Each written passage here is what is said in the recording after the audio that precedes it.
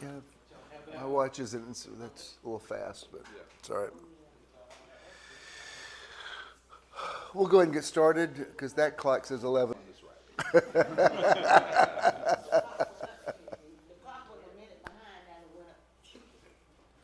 It's in a beginning. In one of the dimensions, it's 11:11.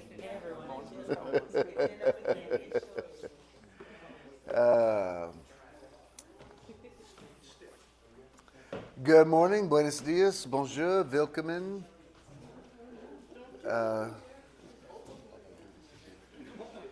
Good to see Matthew and Amanda here today, and everybody that's here.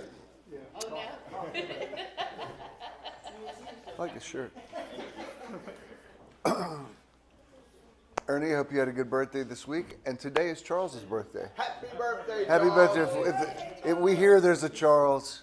Oh, Charles, if you can hear us, we send. Sacrifices at, maybe. I told him we need to post your Cash App. I told him last. Oh, there's something. He's like, yeah. Send some money. I'll send you some. Anyway, we certainly appreciate Charles and all that he does.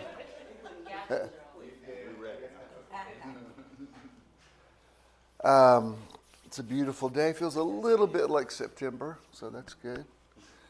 There will be a September, and there is. It's here already. Spirit of God, we acknowledge your presence, your I amness, your Godness, your eternalness, your everythingness. Christ is all and is in all. We celebrate that. We embrace that. We move toward it in our consciousness. We come up higher. We ascend the mountain of the Lord today.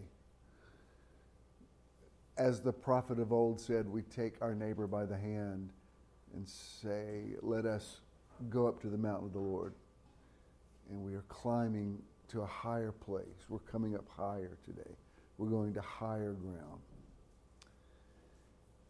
We thank you for that. We thank you for that. Let's remain standing. Let's do the Lord's Prayer. Our Father who art in heaven, presence of divine love and light that lives within us and within all of life, hallowed be thy name. We invoke the powerful creative nature of all that is sacred and holy. Thy kingdom come. We embrace the healing essence that is the kingdom of heaven within us. Thy will be done. We accept our greatest good as we align with our divine nature, on earth as it is in heaven, knowing that the affairs of our lives reflect our evolving consciousness. Give us this day our daily bread. Each day we receive great blessings from within and throughout all the activities of our lives. And forgive us our trespasses as we forgive those who trespass against us. We accept the divine nature of all things and all people, including ourselves, as we move away from judgment and toward greater awareness of divine presence. And lead us not into temptation. We shall be vigilant in expressing and experiencing the oneness with all life. But deliver us from evil as we are learning to live without fault-finding and suffering. For thine is the kingdom and the power and the glory forever and ever. For we accept the consciousness of divine perfection with all its power and glory right here, right now, and forever. Amen. And so it is. I love that. That's cool, Michelle. I like the trees. That's cool. Good job. Before you're seated today, I want to... y'all can come on in. I want you to think about something in your life that you don't like, but I want you to tell me something good about it. Something that goes against the grain. Like you said something about your job yesterday. Tell me something good about your job. I'm not putting you on the spot. I'm using you for an example. Tell me something you like about it. Like I'll say, something I like about living at where my mom is, we have 2 bathrooms. I was thinking of it this morning. It's so much easier to get ready when each person has their own bathroom. So that's my upside to it this morning. That's what I'm grateful for. So you tell me, what are you grateful for? Your job. Meeting people. For meeting people. Those people out there love him. They're always saying, Ken's like one of the family. I'm like, no, he's in my family. He's not. Somebody else, what's something, if you have a situation that you don't like, but tell me something good about it instead. Go against the grain. No? Can't do it. What? I love the sustainability with my company. All right, you're with a company and you love its sustainability. All right, somebody else. One of the things I don't like a lot No, I think you misunderstood. is traffic and the other drivers therein. However, they do provide me with a challenge that keeps me sharp and a means to get here. Brilliant. I love that one. Okay, somebody else, tell me something positive about a negative. Okay. Well, my daughter moving out, that wasn't good for me. But the good part about it is that we have a lot of time together. And it's not confusing, it's relaxing.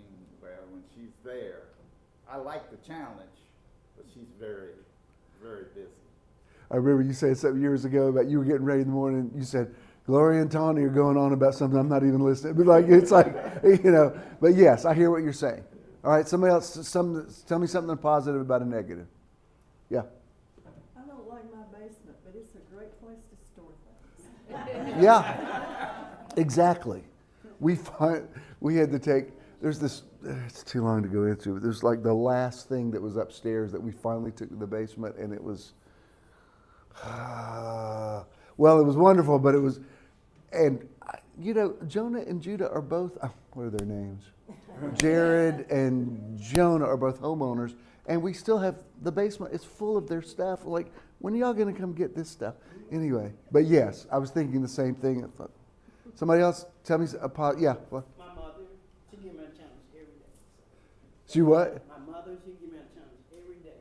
But thank God she's here. All right. Okay, we must be on one accord. That was what I was gonna say. I said, I love my mother. I'm glad she's here because a lot of people don't have their mother, but oh my God. There's some days you're like, come on, Jesus.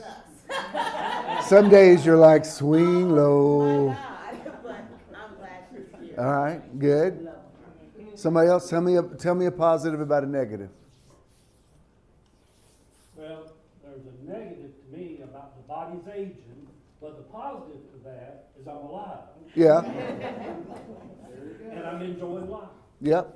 Good. Excellent one. I think we can all relate to that one. Somebody else? I'm not going to let y'all sit down till y'all do this. So the sooner you participate, the sooner you sit, Ro. So I recently, one friend of mine unfriended herself, and then I unfriended another one. And that is not. It only takes a spark. That's not me. I'm not like that. But I've learned from this that I need to create boundaries in my life. Excellent. I've had too many people take advantage of my kindness and my goodness. So I've learned how to create boundaries. Good. Good for you. All right. Somebody else? Yeah, Inez? having a hard time with his bad days, but then now the good days are getting to be a lot better on me. So. Good. It's good. All right. Somebody else got a glass half full? You want to share? Yeah. Matthew? I have a job. That's always good. And I'm a contractor, so I'm responsible for paying my own taxes, which I was able to get all caught up this month. So I'm like ahead on that. So I had the money to pay all of that. Always good to have the money to pay the thing. Yeah. I deal with sinus infections because I have an abnormality in my cavity here. And so I'm thankful that it's gone from once a quarter to twice a year. Good.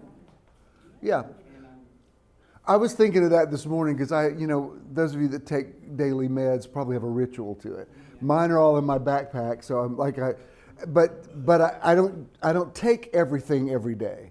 So they're there if I need them. And this morning there was like several things I put. I'm like, I don't need that today. I don't need that. And I'm like, well, good. I mean, because there have been some days where I'm like, Just put them all together in a blender. Let me just make a smoothie. And I'm like, I don't need that. And yeah, I feel you on that. Anybody else? Yeah, Amanda? Sometimes I don't feel appreciated in specific artistic spaces, but it makes me appreciate the ones where I'm celebrated even more. Absolutely.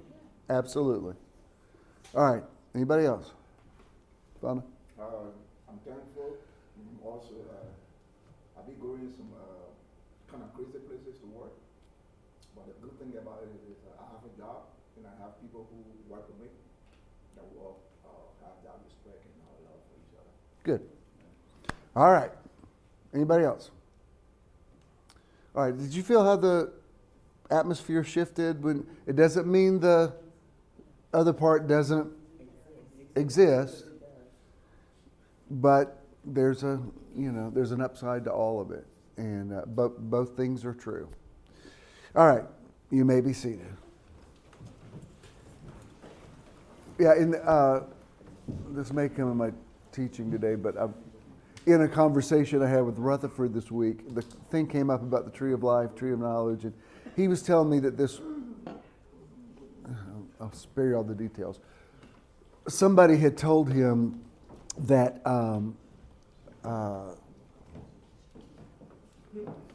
you're leaving already? You're leaving already? Let me say something controversial first. That's why I've been at my friend limit on Facebook for years, and sometimes people will say, I sent you a friend request, but you don't have any spaces. I'm like, well, give me a minute. There'll be somebody will unfriend me today. But what I was saying is somebody had sort of corrected him and said, you need to realize that the tree of life and the tree of knowledge are the same thing. That they were in the center of the garden. I said, tomato, tomato. I mean, I understand what they're saying. And, one of my most famous sermons was A Tale of Two Trees. Okay, if you want to say it's the same tree, two different observations of it, that's fine. But I get what this person's saying. It's like it's a different mindset, like a thing. It's like what I'm doing with this exercise today about a positive and a negative and that kind of thing. So our outreach this month is National Alliance to End Homelessness. We'd like to help them, not exterminate them, but that's just us. And by the way, I know who said that. Someone misunderstood it doesn't matter. Never mind. Come on in. Hey, I'm not even going to say it. I'm not even going to bust your chops this one. I'm just glad you're here.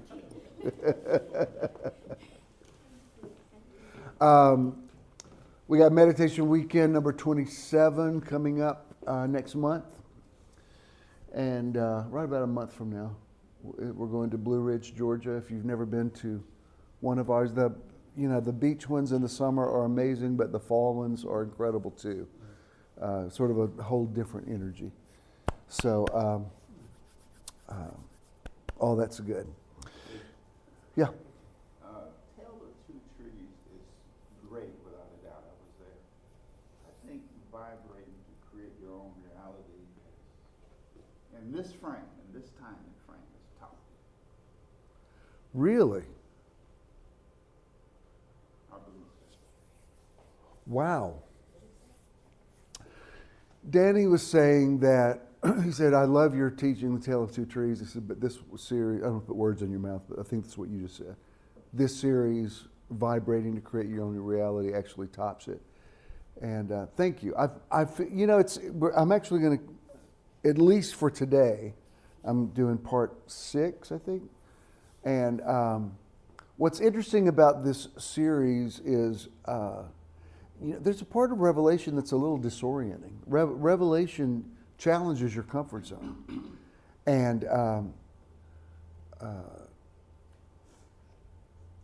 when I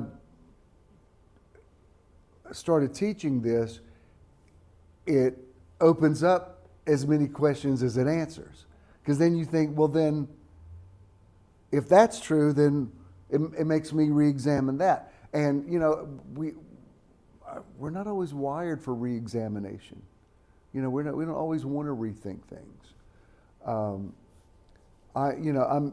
When I read what an Aries is supposed to be, it's all spontaneous and everything, which, I am, but I can tell I really like ritual, and it's not a bad thing. It's just, you have to submit your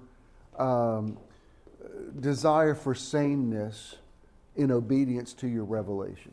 I could see Paul dealt with it. You could see how in Paul's writings there was conflict between Moses and the light on the road to Damascus. But thank you for saying that, Pastor Elder Danny. No, I really mean that. He's definitely a voice in my life. I appreciate it. And Avery will still quote something. I'm like, you stop listening to that guy. I've heard things about him. Thank you.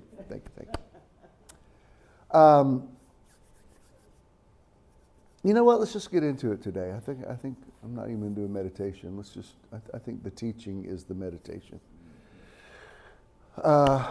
Welcome to the Metron Live podcast. And as always, thank you to Charles McFall, the rock god of podcasting, whose birthday is today. Happy birthday. Do you have all the Cash Apps, Charles? You have Cash App, Venmo, Zelle? You'll come to somebody's house and pick it up? Yeah. Sincerely, I appreciate Charles. He's definitely a rock. So we extend special blessings to him today. And people here in the theater, would you please welcome the podcast people? Let them know that we're glad they're listening. And we speak into this atmosphere. We say, let there be light. My title this month is In a Beginning, Vibrating to Create the Reality You Want. This is actually part 6. I don't know how long this is going to go, but I'm in it now. So, when your revelation becomes discombobulating, the only way out is through. That means you can't run from it. You have to press into it and say, all right, if I've got to rethink some things, then, to your point, Colonel, about traffic keeping you sharp, I think having to rethink things keeps you sharp. I think your mind needs revelation as much as your spirit does. Our verse that we've based this whole thing on is out of Genesis 1:1. The traditional interpretation that we're more familiar with, the English interpretation, is in the beginning. God created, which is the definitive. In the beginning. It was interesting, just this week, Sarah McLachlan was on TV singing. Come in. And something in the song was about Lilith.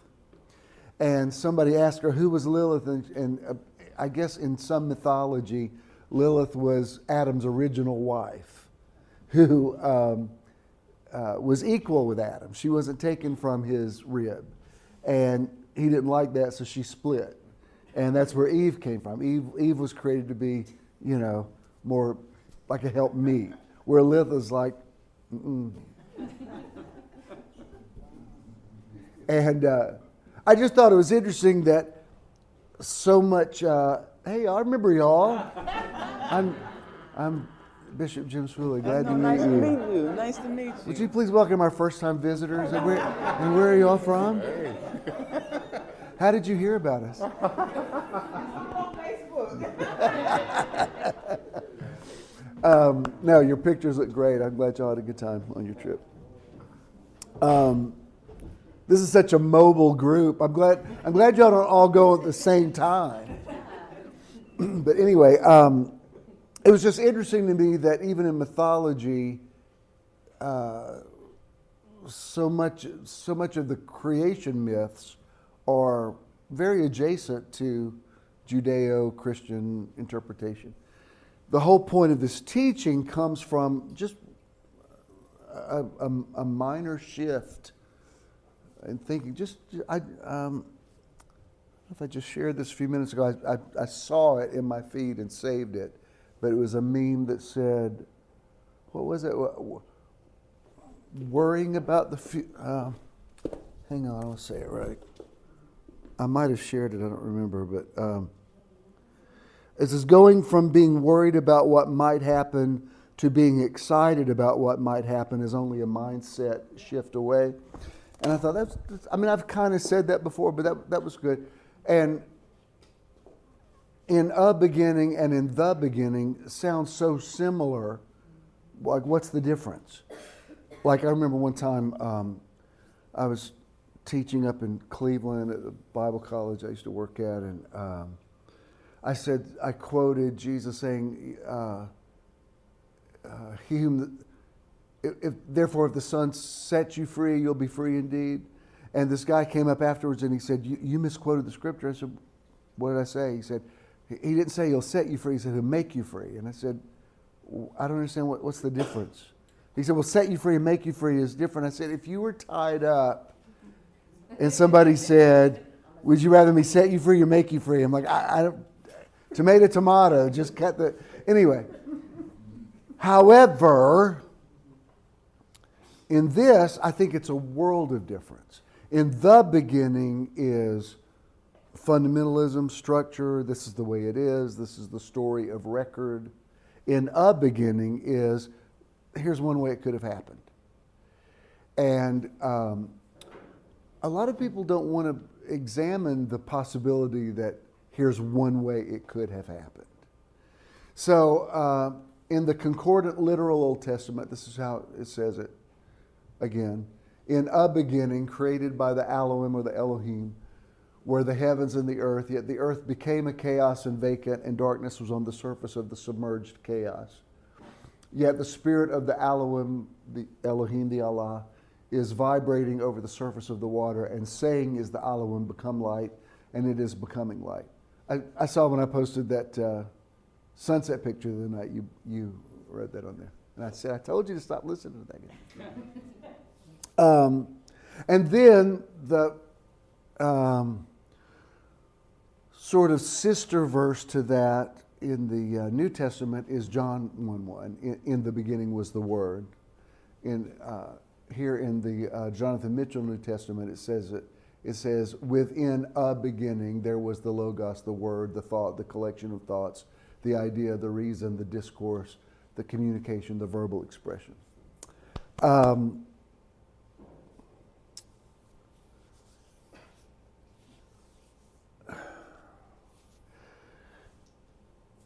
There's a quote I used a couple of weeks ago. It was something along these lines. It says something to the effect that in the multiverse there's no fiction. Do y'all remember that? Meaning that everything's true somewhere. Like, when we deal with things in our life, people, we want to philosophize what's happening. Like sometimes something negative happens and somebody says, well, everything happens for a reason. I tend to reject that because I don't like the idea, because there's some horrible things that happen. Like a child gets molested or somebody gets murdered. You don't want to say, well, everything happens for a reason. Now, I'll go with you with the all things work together for good piece, because I think good can come out of anything. But the idea that everything's happening for a reason and that God's some puppet master up there that's just, working out, like we're trying to figure out the mystery of what's he up to, and I don't know what God's doing, but he's doing something. And I don't prescribe to that either, or subscribe to that either. That doesn't feel right to me. I don't like the idea that destiny's this thing that we're just locked in on, and there's a script that's been written and we're just mindlessly carrying that out. The scriptures, I don't even say this anymore. I used to say the Bible's full of contradictions. I don't even think that's true. I just think it's different different writers in what we have as the Bible just had different perceptions of things. I don't necessarily think it's contradiction. It's just like, yeah, Peter said this, but Paul said that. And you think, man, did those guys ever read the other guy's writing? No, it was written over a period of thousands of years. And those Bible writers didn't know what a Bible was going to be. They had no idea that those writings, if indeed they actually wrote them. And some people get mad when I say that. They're like, you're taking away our foundation. I'm like, no, I'm taking away the so you can have an because an might make your life better. If y'all with me? Yeah. If your life's based on a you're locked in. Is more than you can ask or think. Several people I've had conversations with lately who've said, you might have even said it too, several people have said, this thing turned out better, like I wouldn't have even thought of that. And I think, well, yeah, that's Ephesians 3:20. Above all you can ask or think. You can ask for a lot. There's other things like I hadn't even thought of that. So there's some things that people say trying to make sense of life that I think I don't totally agree with that, but I think in some dimension that may be true. I mean, maybe I'm taking yes and to an extreme, because I think it's yes and. Am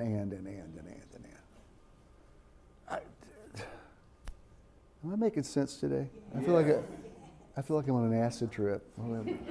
I've never dropped acid, but I feel like what I'm saying makes sense to me, but I'm not sure it's coming out that way. Because I've just been in this zone this week where just everything's connected.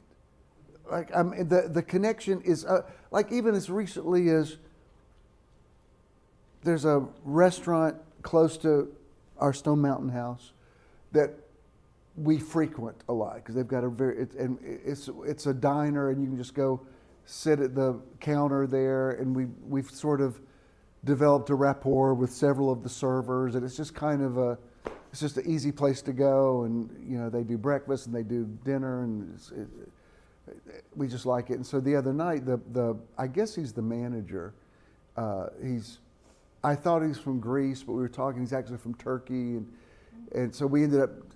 He said Turkey's right next door, and so we were talking about it. I said, well, Paul wrote the majority of not the majority, but a lot of the New Testament in Turkey. And he said, yeah, so we were having this conversation. So we had just talked about it, and then this morning, Jared's been on a European tour for the last several weeks. He's got another week left, and I haven't caught up with him. His other grandmother passed away, and he's had a lot on his plate.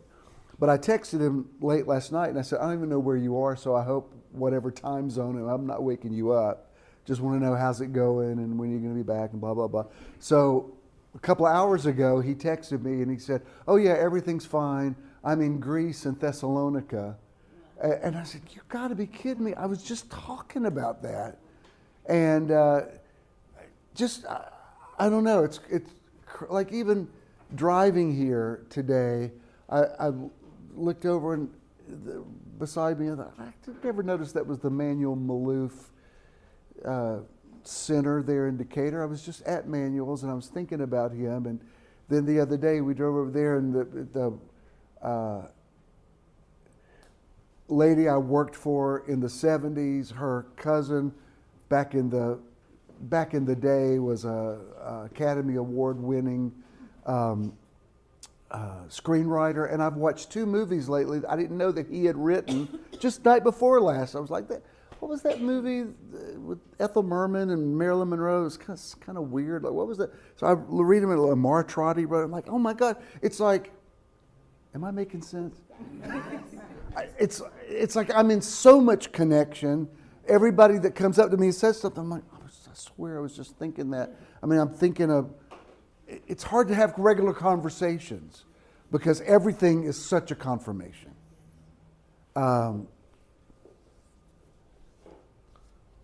Why do I keep thinking I'm not making sense? Does anybody smell toast? Burnt toast? Do my eyes look okay? Okay. No, I feel fine. It's just this teaching is rewiring some thinking of mine, so the circuitry is new, and I'm having to learn how to say some things because it's made me challenge some ideas. Like, for instance, and this will lead into my next point. I do have an outline. In this same conversation with Rutherford day before yesterday, he called me and we were talking, and in the conversation, he said, "I just want to run this by you," and I won't say what it was, but I'll call it an opportunity, a choice that could be made. He said, "This is what has been presented to me." He said, "I'm not asking for a word from the Lord. I'm just wondering, like, what do you think about this?" So I heard him out, and I said, "Honestly, I can make a case for or against either of those scenarios. Like, you could tell me, I could, if I sat down, what are those lists that you do? Like, you do the pros and cons. I could show you the pros and cons of both of those." And so then he said, "Well, I won't say who, but he said, somebody much younger than me heard about this and asked him about it. And Robert said, 'What do you think I should do?'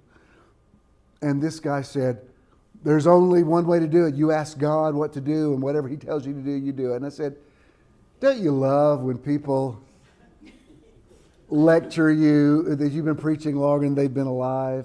Like, would to God that life was that simple, that you could just go, like the big slot machine, like I need. That's not the way it works. Even if you hear the voice of God, it's complicated. So as we're talking, I said, "Robert, you know what's coming up in my spirit as we're saying this?" And I'm feeling the anointing on this as I say it. I said, "I'm thinking, my mind is just being flooded with all these scriptures that the promise is, and everything you set your hand to will prosper." Psalm 1. "Blessed is the man who walks not in the counsel of the ungodly, nor stands in the way of sinners, nor sits in the seat of the scornful.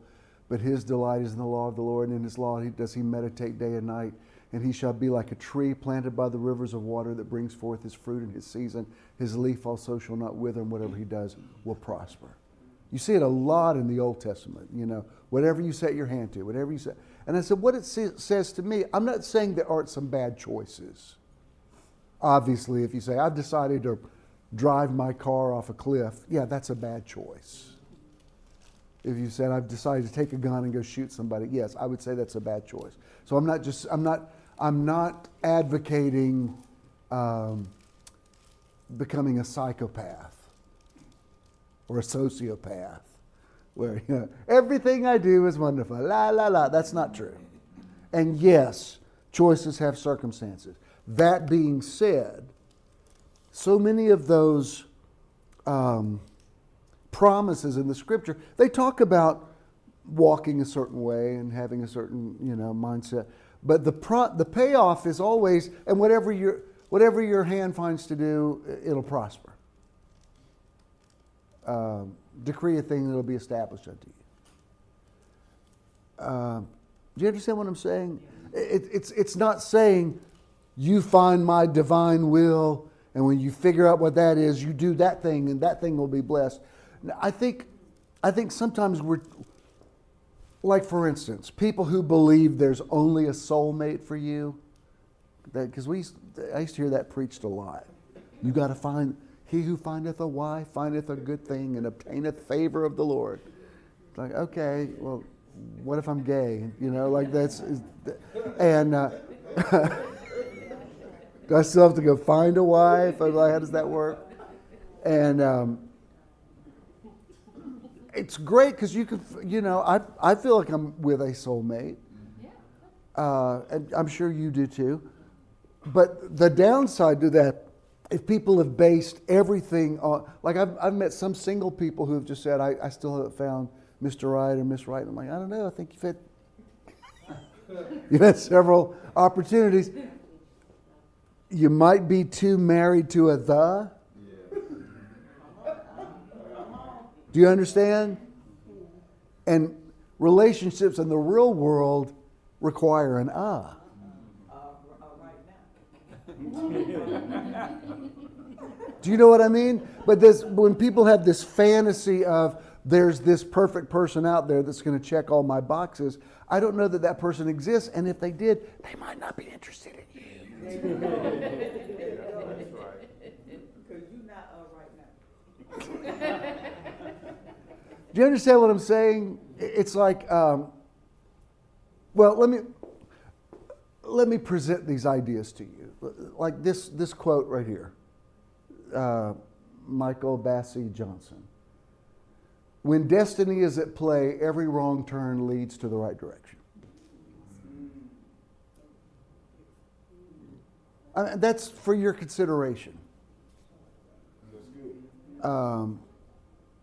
I've made some choices in my life that could be regrettable, but then big picture, I think, well, was it really? Like big picture, and this is why I'm discombobulated, because it's making me rethink, what is destiny anyway? I mean, what is it? 3 rights don't make a left. Can I can I take it way too far? It's made me question, what is the calling? I mean, it really has. Because I think, okay, if God speaks to Jeremiah and says, before I formed you in the womb, I knew you. Yes, I get that. And I even get the concept that we chose to come here. And sometimes I feel very empowered with that. When I go through something that's challenging, I think, well, I must have chosen it. I must be able to rise this occasion because I chose it. And there's other things I'm like, oh, hell no, I would have never chosen that. So I'm not even presenting that. I'm not saying that's true in all the dimensions. Do you understand what I'm saying? The opening up to the multiverse it's a lot.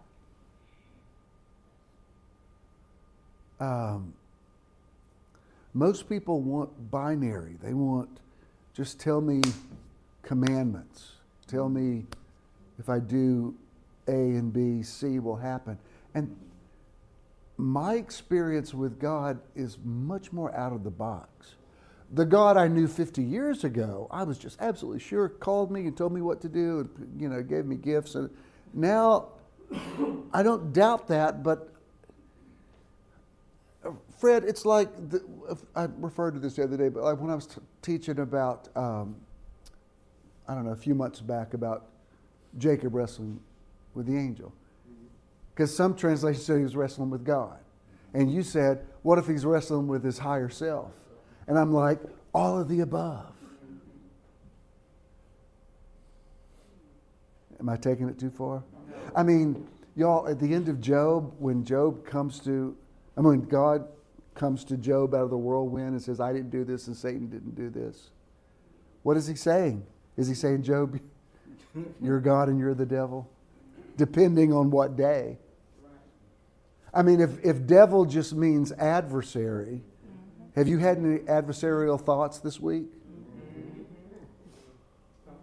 Thoughts that were against your destiny? Thoughts that you didn't really mean?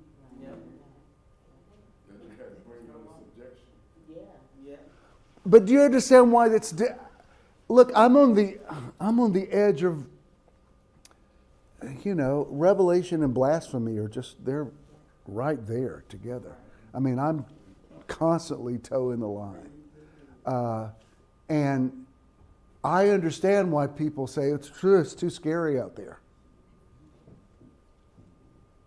When you go up one of those rockets, the atmosphere gets thinner and thinner, and you're at that blue space, and then after that, you're just out there. And it's scary. If you're untethered. I mean, gravity is scary if you're jumping off a high building, but you need a little gravity when you're floating in outer space. There's no gravity. Bye-bye. We didn't tether you to the ship and you're just floating away. Am I making sense? All right. Look at this one. Libba Bray says this. There are no wrong decisions, only different ones. Now again, of course there are extremes. If somebody says, I lost my cool and ran somebody down with my car. I just couldn't take it anymore. I ran over. I can't say, well, that was a choice. No, that was a wrong decision. I do believe people should go to jail. And so I'm not a libertine. I do think choices have consequences. However, the sort of bulk of your life choices, if you hadn't made them, you wouldn't be sitting here today. And that doesn't mean there aren't some things you don't. Like sometimes people say to me, do you even miss church of the now? I'm like, no, I don't miss it. I'm proud of it. Several people have asked me lately, have you seen what they're doing to the property out there? Because I guess they're building an overpass, whatever. And this may not be true. I had heard that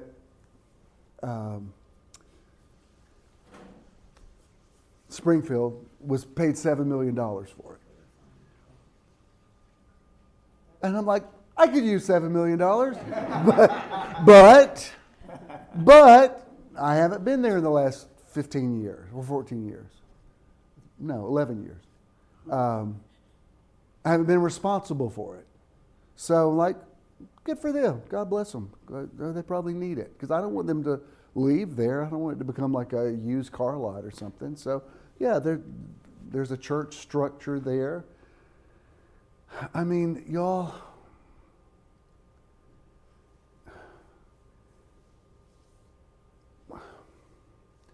I think my own revelation talked me out of the church structure.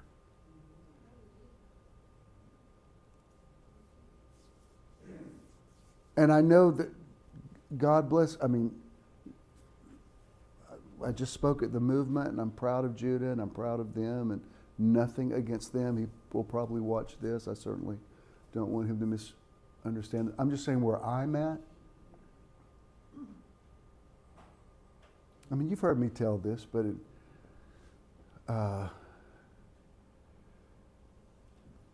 years ago, 2010, when Debbie first told me, she says, "This is what I'm gonna leave. I'm gonna move down to the loft. I think you should come out." I said, "I will never do that. Well, do you have any idea? We're going to lose everything." And she said, "You did this. You said real people experiencing the real God in the real world. You said God loves everybody like they are." She says, "You were my pastor before you were my husband." And I believed that.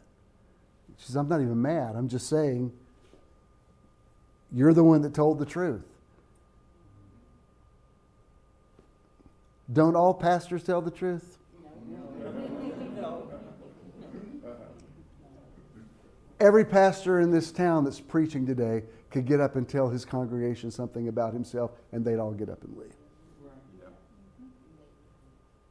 Every single one of them. But my coming out wasn't about that. It was about what I was believing about God. Because God's bigger than church. God's bigger than the Bible. God's bigger than Christianity. God's bigger than Jesus. Or why else would Jesus say it's necessary that I go away?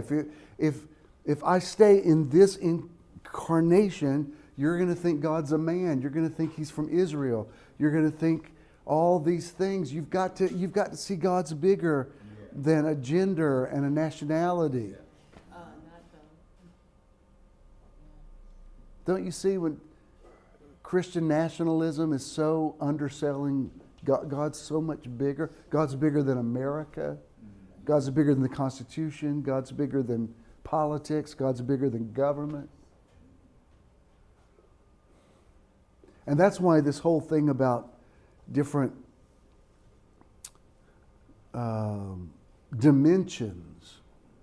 It's a lot. It opens your mind up, but it's also very sobering. I was even thinking about this, was it Philippians 2, where he says, therefore God has highly exalted him and given him the name that's above every name, that at the name of Jesus every knee should bow and every tongue should confess, of things in the earth, above the earth, and beneath the earth. Just right there, he talks about 3 different dimensions. Am I making sense? All right, look at this one. Abraham Hicks, she is what she is. I mean,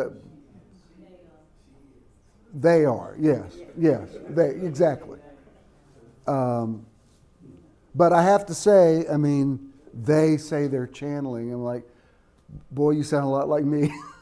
I mean, I don't understand the channeling part, but who knows? So I'm quoting them twice today. Abraham says, and this one, man, I want to shoot that screen right now. I'm so mad I'm telling you this. Because I'm going to have to walk it out. I'm about to make myself responsible for something that I wish I didn't know. God, I miss the devil. Devil people are so lucky. The universe does not know whether the vibration that you're offering is because of something you're observing, or something you're remembering, or something that you are imagining. It just receives the vibration and answers it with things that match it. If I've ever told you the truth, I just told you the truth right there. That's the truth. I don't like it. I don't like that it's the truth. I'm wrestling with it. But everything in my spirit, I don't care if it came from Abraham or whoever, that the I Am said that. How is it that what you believe for comes to pass and what you're afraid of comes to pass? Because it's the same thing. Tree of life, tree of knowledge, really. It's just 2 different perceptions of the same thing. I know, right? Don't you hate me right now for saying this? I hate me right now. Like, why would you tell them that? It's because that's what's making it.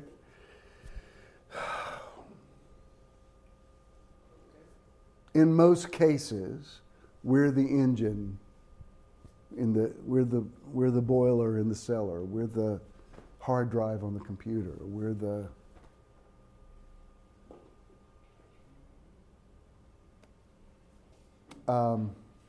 I was actually going to go through and show you all the scriptures that says, and everything he sets his hand to will prosper. There's so many of them, I would have to do a whole series just on those verses. It's all in the scripture. Whatever you do will prosper. Well, I just want to find the will of God. Well, whatever you do will prosper. Yeah, but I want to be in the perfect will of God.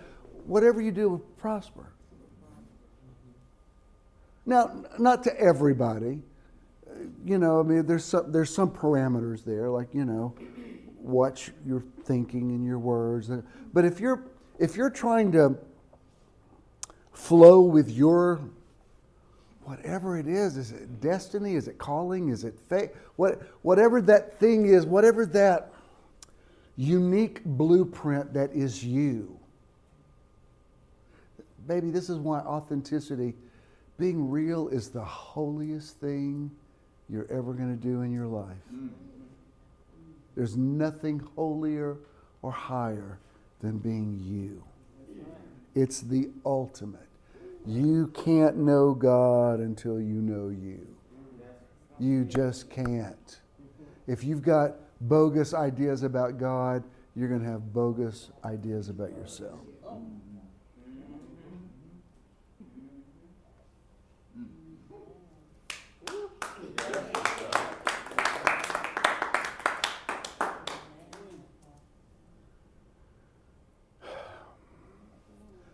But if you find that thing? What is it? What is it, manna? What is it? Is it my, what is it? Is it my choosing to come here? Am I the Word made flesh? Is it my calling? Is it, I was in Him from the foundation of the world? Yes, it's all of the above. It's everything.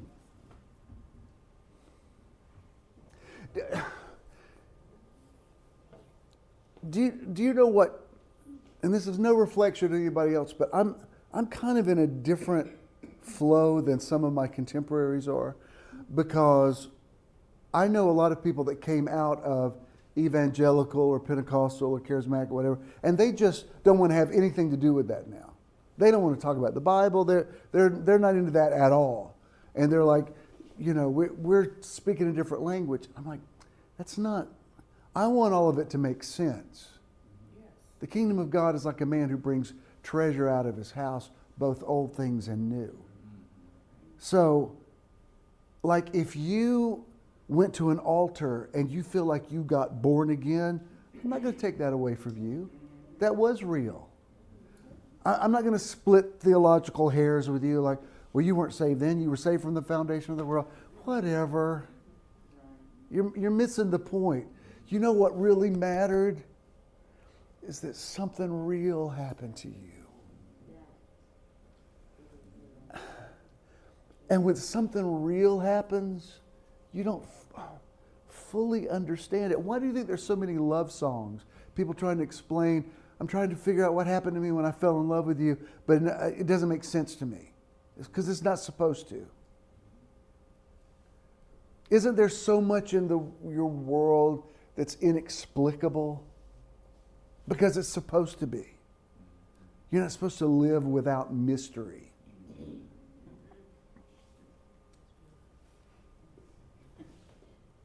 That negative thing that you're going through, I'm not saying God put it on you. I'm saying it's your desire to figure stuff out. Because if the bad thing hadn't happened, it wouldn't have made you go inward. It wouldn't have made you try to figure out what is going on with me. Why do you think people like David and Paul were so introspective? The things I would do, I find myself not doing. You know, that you could see that they were wrestling with that kind of stuff all the time. Why? Because they had revelation, and revelation makes you want to try to figure stuff out. And the more you try to figure stuff out, it's 100 other questions. Well, why didn't that work out? I went through a thing this week, and this will be lost on maybe, I don't know, everybody listening to me today. But I just had this one day where, and it had nothing to do with caretaking, none of that stuff that you've heard so much about. It was just one day, for some reason I was thinking about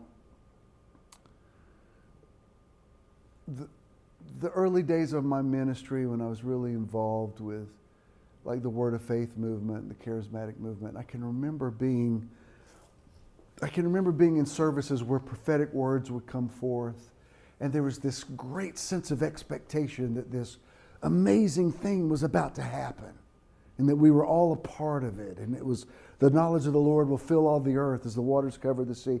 And now I'm not really in church world, but when I look at the church, I'm like, that's what y'all became? This is what everybody prophesied about in the early 80s? I mean, you're basically a political party now? Like that's it? I mean, people that I remember, I'm feeling the power of it just remembering it right now, where the power of God would be so strong, you would just fall on the floor, and there'd be like these amazing manifestations of the glory of God. And I mean, just amazing stuff that happened that was all pointing to this thing. And now I'm like, that's it? This is what everybody became? Good God. And I just kind of nearly had a meltdown about it. I called Howie and talked about it. I called Robert and talked about it, especially with Robert, because he was there in a lot of those. And, they tried to make me feel better. And I'm like, I love you guys so much, but yeah, I don't think y'all understand what I'm talking about. Something more than disappointment. It's like, How did that happen? Does anybody grasp what I'm talking about? Like there was this sense of, but, let me add to that, I wouldn't take anything for those meetings. Look, I know some people miss praise and worship. I understand that. I'm not trying to, even Ken said, he said, we ought to come to the movement once in a while. He said, I really like that music. I said, I understand, I know. I get it. And a lot of things in praise and worship is the same thing we accomplish in meditation. I'm not trying to take that away from you. I'm just at a place where I can't sing lyrics to songs I don't believe. And I don't want to bring the room down because I know I salt the earth and light the world. I just know I do. I'm not bragging about it. Believe me, sometimes I wish I didn't. But I guess I signed up for this, but I'm just always a leader. I was a leader when I was a kid. You've heard me tell this. My dad was one of my favorite things. I talked about it at his funeral that he did for me. They bought me this thing. I called it a tree house, but it was really called a ranger station. I remember when that, I'm sure it cost a good bit of money that he probably didn't have.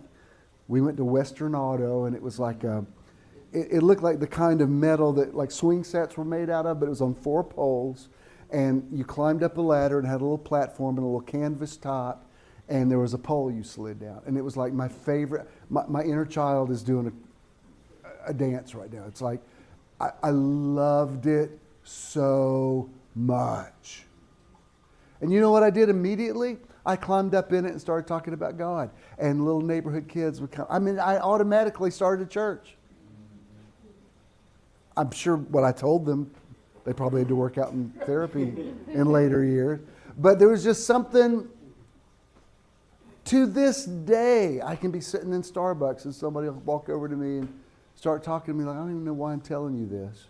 I've never told anybody. It just happens to me. It happens to me so much I don't even mention it half the time. I can be in stores and people come up and ask me where something is. I'm like, I don't work here, but I'll tell you, It's happened to me in New York a lot. Like I'd be in a store and somebody come up and they'll say, where's the shirt for that? I'm like, I don't work here, but I tell you what would look good with that. Let me show you. And there was one guy, he should have paid me because I picked out I said, this tie with it. And he said, this is incredible. You should work here. I said, I know, I already have a gig. But it also has a downside. It carries a lot of responsibility because when people believe something and then it doesn't work out, they turn on you real hard. I got people that are real angry at me and never spoke to me again because they wanted to believe something and it didn't happen the way they thought I was saying it, and you know what the downside to it is? You can go from 1 week somebody saying you're the most anointed man I've ever met in my life to the next week I'm never speaking to you again. It's happened to me so many times. A lesser man would have been completely overwhelmed by it.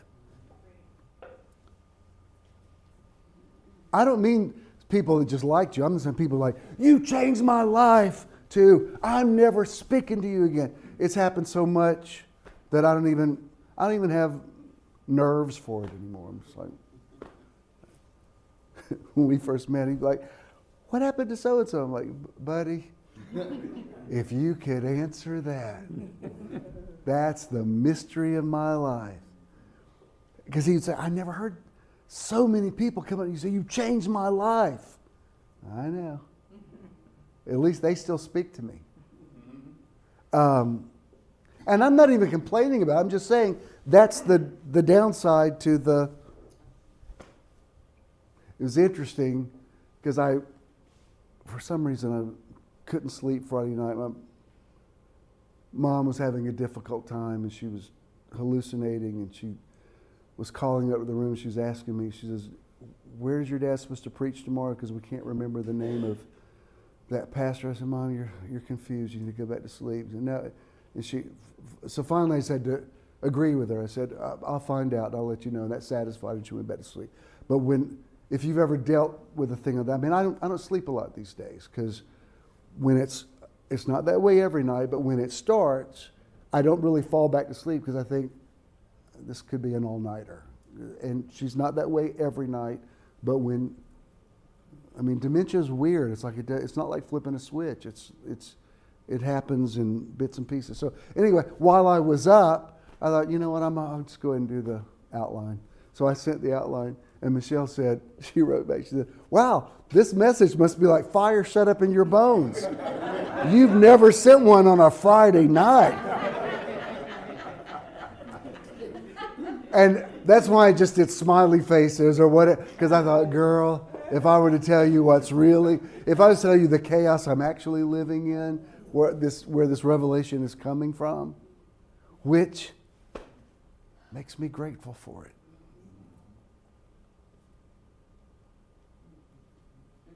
In the fire, they saw the fourth man.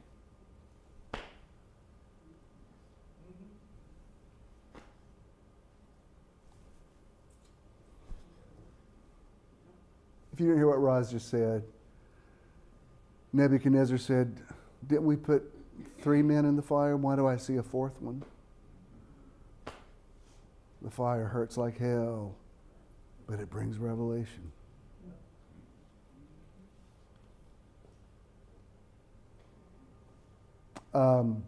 So, in this conversation, I was saying, man, I just, like, how did that move of God get so sidetracked?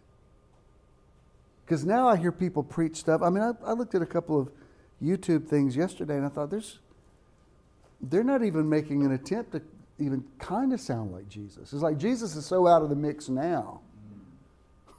Like, I remember something I watched about the Vatican years ago, and one of the priests was explaining sort of the pecking order, and it was like Mary was first, and there was all the, like, Jesus was like number 7. Like, Jesus was way on down. Like, all these different, and the priest just said, no, here's, and I thought, same thing's happening with the American church. I'm not going to say his name, but there are going to be people today in churches exalting somebody. And Jesus is way down the line. Jesus is too woke now. I mean, it's a crazy world. It used to be, you could quote the Gospels and say, yeah, I know, but the Gospel, not now. Now you're like, well, we don't talk about that. Words in red, completely unobserved. We're going to say Jesus talked about these things that Jesus never talked about. But I don't want to lose that. I see it in your writings all the time when you're like remembering something from Pentecost. I understand what you're saying. You're being sometimes being funny about it, but you're not being funny. Jim, do you remember why so many of us loved and used to go to church? It was because we felt like if we can make it to that place, we get a blessing. Yeah. That would be a blessing. There was a feeling of anticipation. Yeah. What's going to happen When tonight? we felt the Spirit of God, oh my God. Yeah. We'd leave there and go to Yeah. Stoney. We have been blessed. Yeah. We didn't leave the house of the Lord because we felt Yeah. what the hell happened. Right. Now it's warfare, and we're going to, the fight is continuing. Like, did y'all read John 12? Now the God of this world is cast down. You can't worship God in money. Well, there's that. But my point is, like, all that stuff, I believed all that stuff. And I still do. That's why if you tell me God spoke so, this is why I don't argue with people about hell anymore. This separates me from the, Carlton Pearson devotees. Because I'm like, you know what? I've made my point about hell. If people want to have it, maybe it's true in their multiverse. Not for me. There's no hell the world I live in. I won't be going there, but a lot of people need it. There ain't no devil to go with it either, but I digress. But people need it. To me, when I put spiritual warfare away, I was putting away childish things. But buddy, there's people that think there's a war raging. And that's their perception of reality. And it's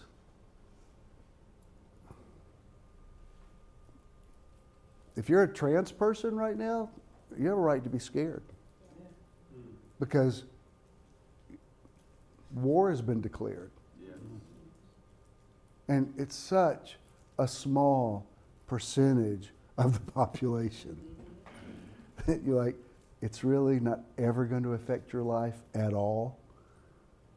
But buddy, it'll rev people up for warfare, and to your point, it makes them feed mammon. Because war is expensive.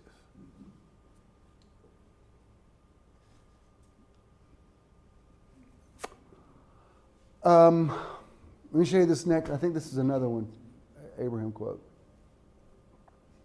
Make a decision and then make it right. There just are no wrong decisions. Now, again, I'm sure there's some exceptions to that. There's some things that like, duh, of course that was a wrong one. But mostly, without oversimplifying it, if I can say this, if your heart's in the right place, or let me say it this way, if love was your motivation, you did the right thing. Won't forget, can't regret what I did for love. I mean, you think about the things you've done for love. They were the right thing. Yeah. I mean, they were the easy thing. Love is difficult. Love is painful. Love requires a lot. Love is for grown-ups.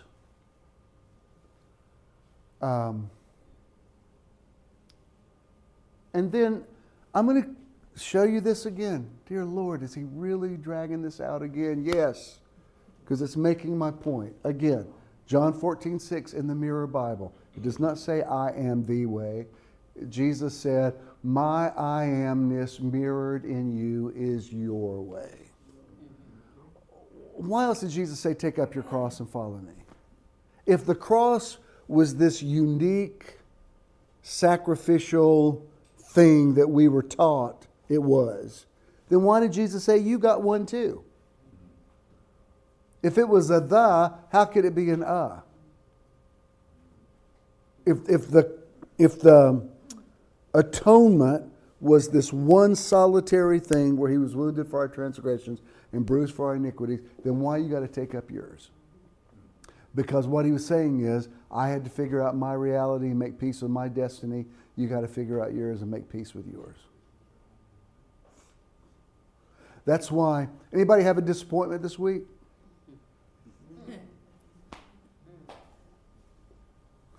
You got to make it work.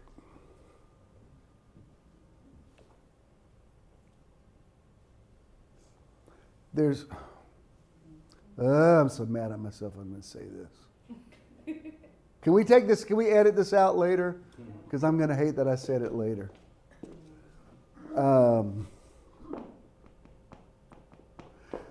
There's no regret in I amness. There's no complaining in I amness. It's a very human thing. I just said it last week. Sometimes you just want to say, this sucks. And you don't want anybody to make you feel better about it. You just want a human being to say, yes, I'm sure it does.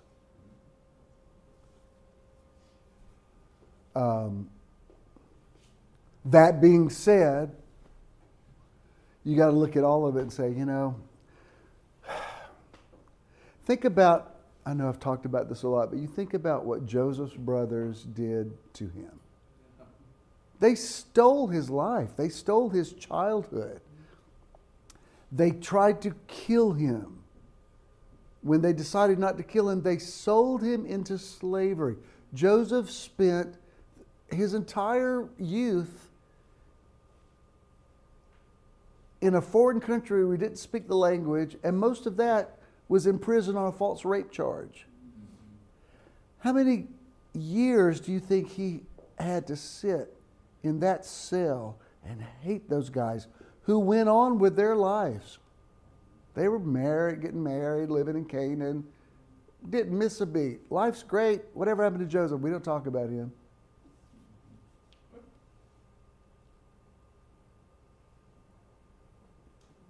Genesis chapter 50. You know the story. When the brothers come to Egypt, they don't recognize him. I mean, he was a boy when they sold him into slavery. They didn't recognize. They thought he'd been dead for years. And now he's the Pharaoh of Egypt. And when they realize, oh crap, that's Joseph. We don't know how in the world he became the Pharaoh, but he's gonna kill us.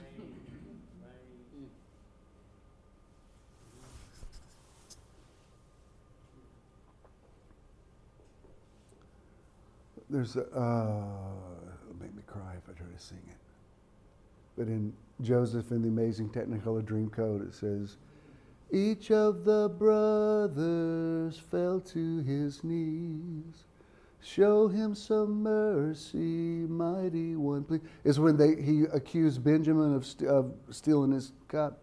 He would not do it. He must have been framed.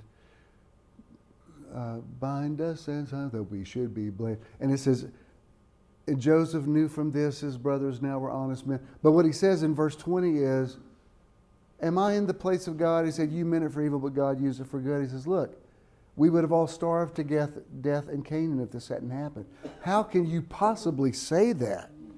These jerks, if I weren't preaching, I would use another word. You stole my life, you idiots, just because you were jealous of me? I was a kid. I was a stupid kid. Some of the things that people have been mad at me over the years for stuff I said, I'm like, do you realize how young I was when I said that? I mean, good God, give me some credit.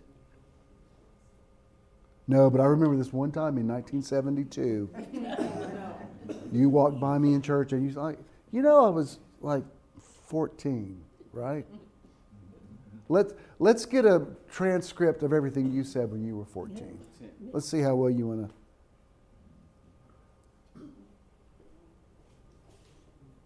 You think, how could he just say, cliche as it sounds, how could he say it's all good? How? How can you say it's all good?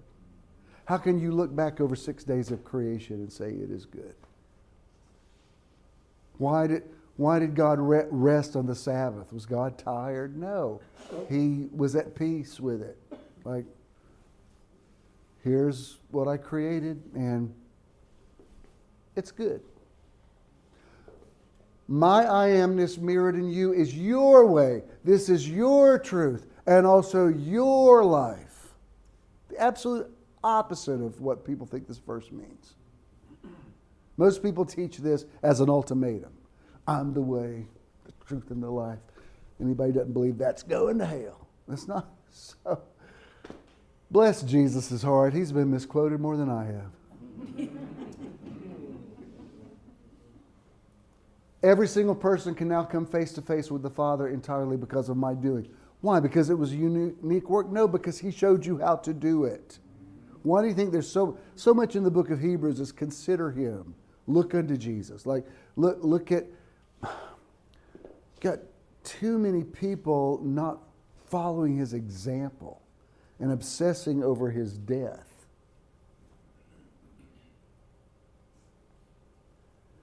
You got to make peace with your stuff.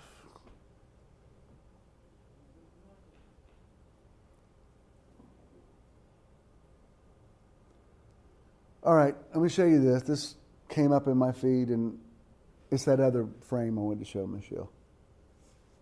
I'm just going to present this to you for your consideration. Time bends for the one who walks in alignment. You've stopped chasing time, and now time is moving with you. Things happen faster because there's no resistance left. Do you hear me? What you resist persists. I'm not, Bishop, are you saying don't go to the doctor? No, I'm not saying that. Come on. You know I'm not saying that. What I'm saying is when you go to the doctor, you better have a certain mindset to say, we're on a team together. This doctor didn't give me this disease. This doctor's trying to help me. In this reality, the delay was never about timing, it was about frequency. Now that you're aligned, everything accelerates. The spirit of the Alueim is vibrating. Every day when you wake up, it's the first day of creation. Everything you say, the Spirit is vibrating over your words. Every thought you think, every word. I hate that I'm saying this. Because I've thought some stuff just this week. Just this week. I mean, I've had some conversations this week that you don't even know about. That I've thought, man, I feel bad. I'm gonna regret saying those things later. But, you know, you get tired and you get pushed and you're just like, you gotta stop. I'm overwhelmed. If you don't stop, I'm just gonna move out and let you figure it out. And that one, I hate that it's come to that, but that one works. I was going, what was it, 2 days ago? It was the day after we had a really bad one. And so I came down and I said, I'm going to get your lunch. And she followed me to the door. She said, I'm a happy girl. I'm like, good. You better be. First world problem, believe me, there's people who have it. I mean, I'm living in a beautiful home.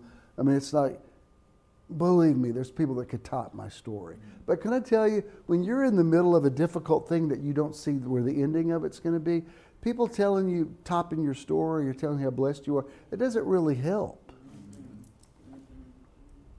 I remember taking care of my dad, and people say, you don't realize this, but this is the most precious time you ever, and I'm like, there's nothing precious about this at all. And he's been gone nearly 6 years. It still doesn't feel precious to me. I look back and think how I got over. My soul looks back in wonder. Was it my responsibility? Of course it was. He took care of me, whether he wanted to or not. I returned the favor. It's what you do. It's what families do. Doesn't mean, I mean, I say, what did you say, the 8th anniversary of your father passing? And he posted, I think about you every day. I'm like, my experience is very different. I mean, it just is. Don't think badly of me. I'm just saying, I did my duty, but I don't think of that every day. I sure don't miss it. I don't. Is that too real? No. That's why I told you last week when Howie said to me, he said, I know I shouldn't say this to you. Howie, who's in South Dakota now, they just got back from Las Vegas. I'm like, why didn't y'all just go from Las Vegas to South Dakota before you drove out, flew all the way back to Florida? I don't care. That's your journey. But I remember him saying to me, you know, you're living my worst nightmare. I know I shouldn't say it. I said, no, it's kind of liberating just for you to say it. Because it's mine too. And I'll get through it. And quite frankly, people don't know this yet. Y'all might not know it. I'm doing the best ministry I've done in my entire life right now. Oh, that was, I don't know, Bishop. No, I'm telling you. You will see it later. I'm not about to depart here, but when I do, people say, it was right about that time. That's when he was really at his. There's stuff Jesus said to his disciples. They had no idea. And after the crucifixion, they said, did not our hearts burn? Like, well, I don't know. They weren't burning so much when he said it to you at the time. But later, I'm telling you, I will be discovered later. And people say, I actually met him one time.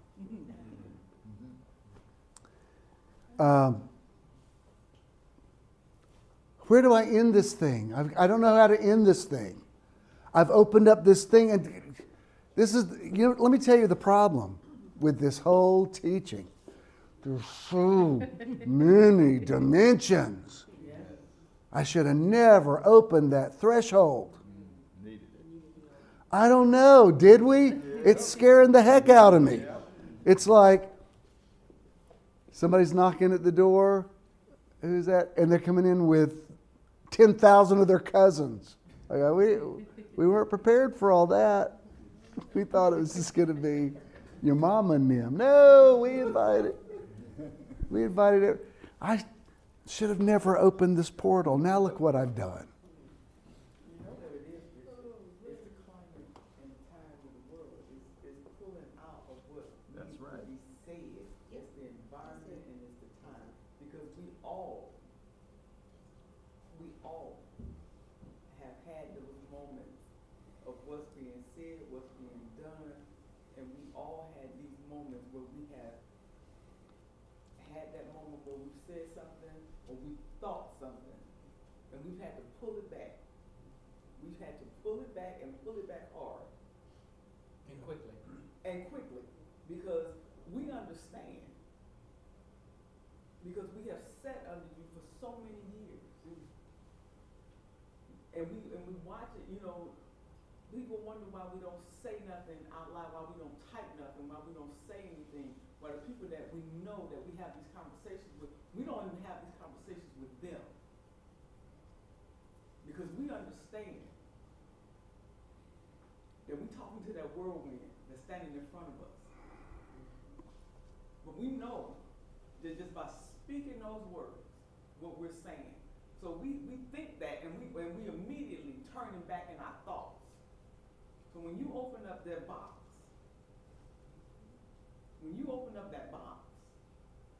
all of those words, all of those Yeah.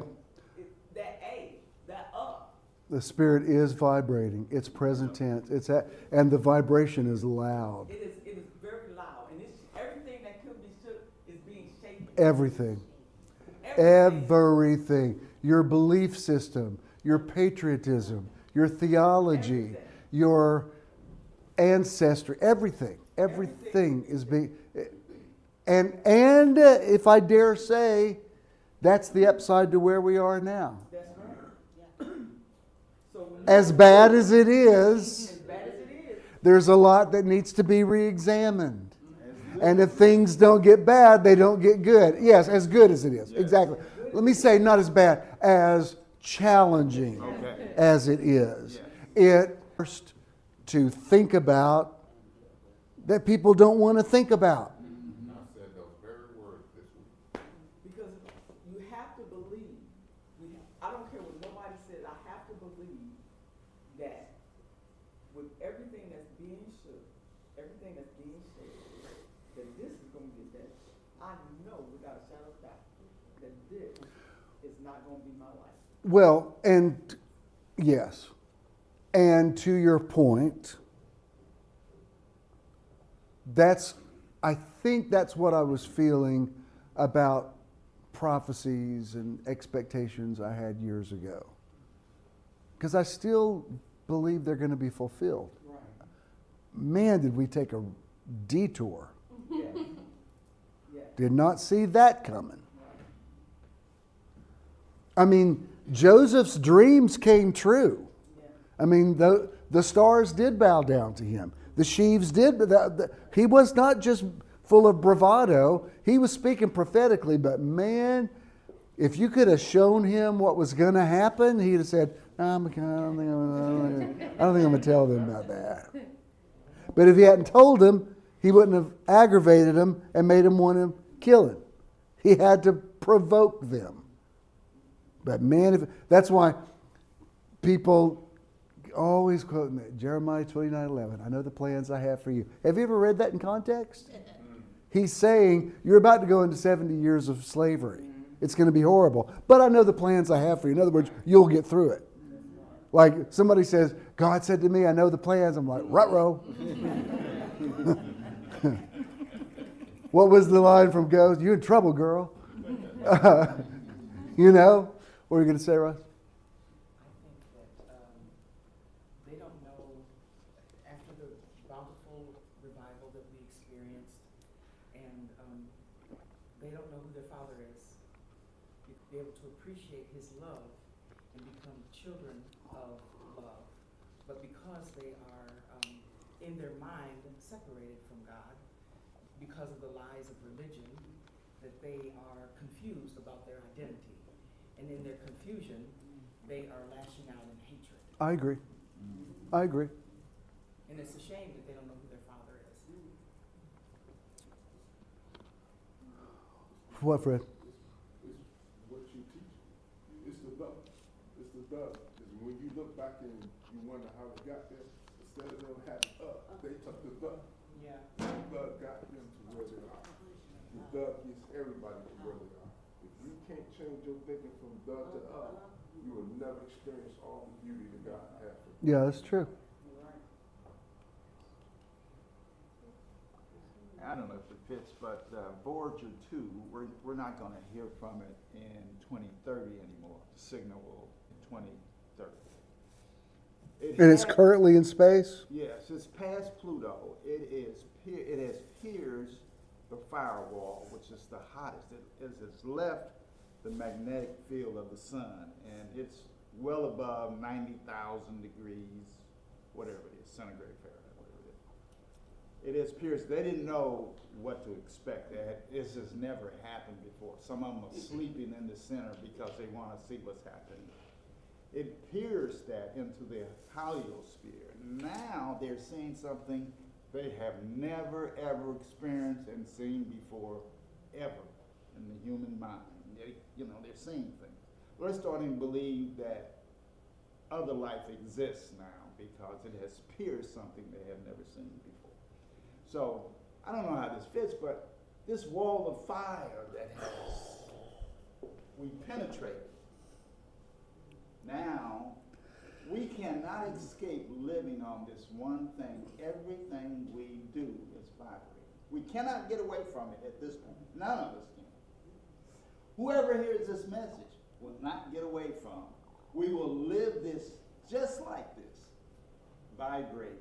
That word will always stick with those who hears this message. Yeah. Yeah. Yeah. Yeah. He was talking about that, like they're seeing in the natural. Yeah. What has never been seen before. Yeah. And I think what you're preaching is what we haven't seen in the spirit before. This is new. And yet it's old. Yet it's old, but it's new to us. Right. New to us. Something that's always been there. We just didn't know what it was. We couldn't see it. We didn't have the ability to hear it, or feel it, or touch it, experience it. Now we do, all because of what you're talking about. But it's something that has to be seen. It's something that the words have to come out and give them life. It has to be spoken out loud. And for that, we thank you. So Bishop, your prophecy came because I think someone told you you're gonna be preaching and teaching stuff that no one else will do. I live it every day of my life. And I don't even think Kelly Varner would have had any idea. Like if I'm thinking on the other side where he is now. If he was alive now, I'd be like, no, I didn't mean that. But when my life changed when he said that. She's talking about the prophecy. It was 90. It was when we first moved in the first building. And he said, I don't know what this, and in that prophecy, it was too much. The prophecy he gave me was it's like, despise not prophesying, but he was saying things like, he named off all of my heroes at the time. He said like John G. Lake and Smith Wigglesworth and all these people I studied. He said they're looking at you to finish what, it's like too much. I'm like, don't you put that evil on me, Ricky Bobby. Like, it's too much. I don't want to be that. But he said, I don't know what this means. You're going to do something nobody's done before. So for years, I'm like, well, what is that? But it wasn't even it's not even what happened in 2010. That was part of it, right, told the truth, but it wasn't about that. I mean, We hadn't seen it yet. we didn't know what to call it. But I do know this. you can't get this until you're willing to disconnect from that. And that has to become uncomfortable to you in ways that makes you finally sever ties with it, to say, no, I have seen that, but I want this. What is it? I don't know. To this day, when somebody asks me, what do you do for a living? I don't know a word for it. Because if I say pastor, like I pastor people, verb, but I'm not pastor noun. Do you know what I mean? It's like, and I don't even know what I want. And you too, because you connect with it. It's not just me. It's us. Your miracle wasn't your miracle, it's our miracle. Because I just talked to somebody yesterday or day before yesterday, his wife's been diagnosed with breast cancer and lymphoma. And I said, well, let me just tell you this. It may be irrelevant to your story, but I told him what's going on with you. And he said, no, that's really good to hear. It's good to know. That's because you just lost a friend to breast cancer. So you can't just be at that. You got to say, well, there's a this. Because I didn't know that about space, but Danny, that's happening in medicine. Robert told me, you know that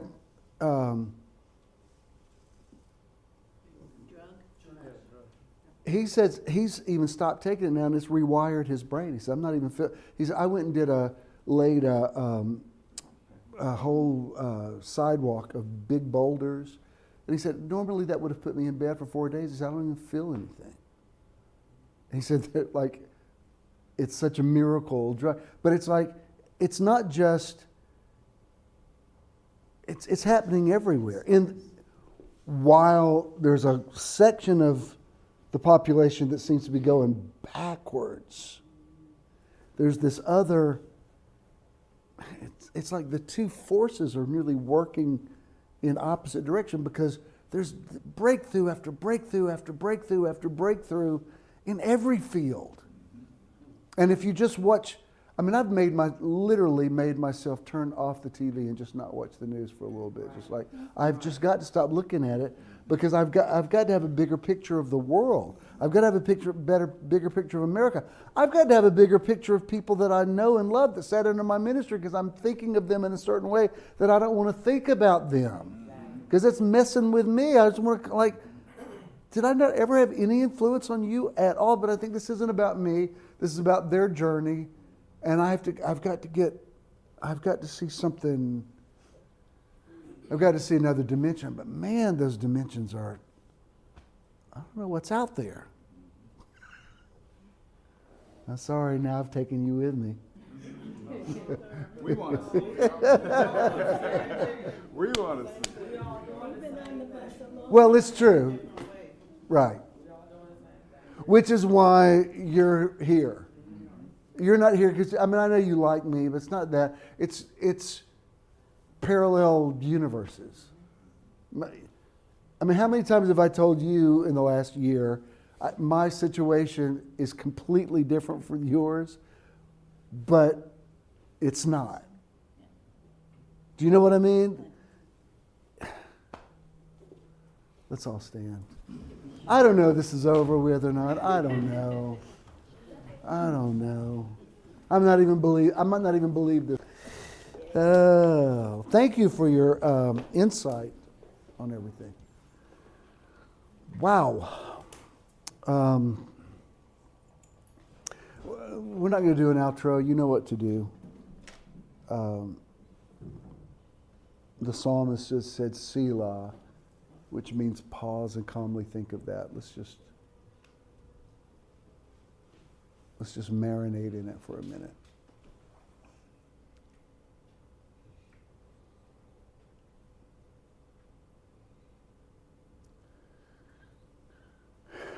And just remember this, you can't retreat. You have to press into it. You have to lean into it.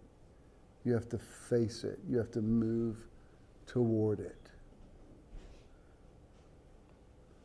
God has not given you a spirit of fear, but of power and of love and of a sound mind. Go in peace.